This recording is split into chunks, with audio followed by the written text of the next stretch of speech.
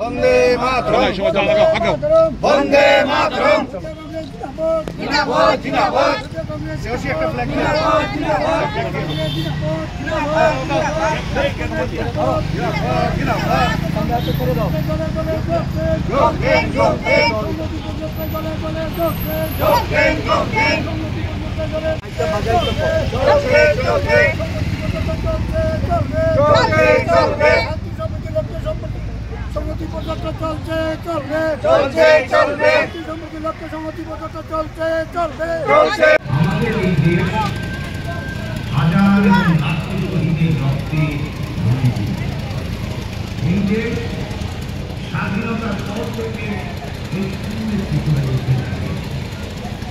বিগত ৫৪ বছর ধরে এই দেশ গোটা পৃথিবীর কাছে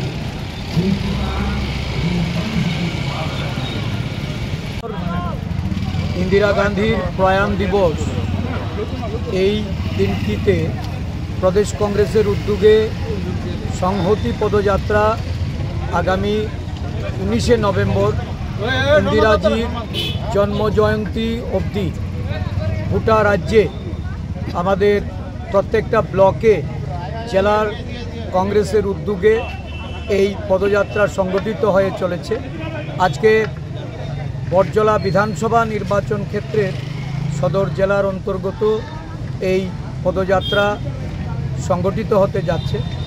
এই পদযাত্রায় উপস্থিত কংগ্রেস সিডব্লিউসির মেম্বার বিধায়ক সুদীপ রায় বর্মন, প্রদেশ কংগ্রেসের সহসভাপতি সৃষ্টমোহন দাস, জেলা কংগ্রেস সভাপতি তন্ময় রায়, আমাদের এসসি ডিপার্টমেন্টের চেয়ারম্যান নিরঞ্জন দাস, আমাদের প্রদেশ কংগ্রেসের কোষাধ্যক্ষ শ্রী শ্যামল পাল, আমাদের যুব কংগ্রেস সভাপতি নীলকমল সাহা, মহিলা কংগ্রেস সভানেত্রী সর্বাণী ঘোষ চক্রবর্তী, আমাদের বিভিন্ন গণসংগঠনের সমস্ত নেতৃবৃন্দ, প্রদেশ কংগ্রেস সদস্যগণ, প্রদেশ কংগ্রেসের অন্যান্য কার্যকর্তারা আজকে এখানে সমবেত হয়ে এই সংহতি যাত্রাকে এই রাজ্যের বর্তমান যে পরিস্থিতি, সাধারণ মানুষ একটা বিভাজনের রাজনীতি লক্ষ্য করছে।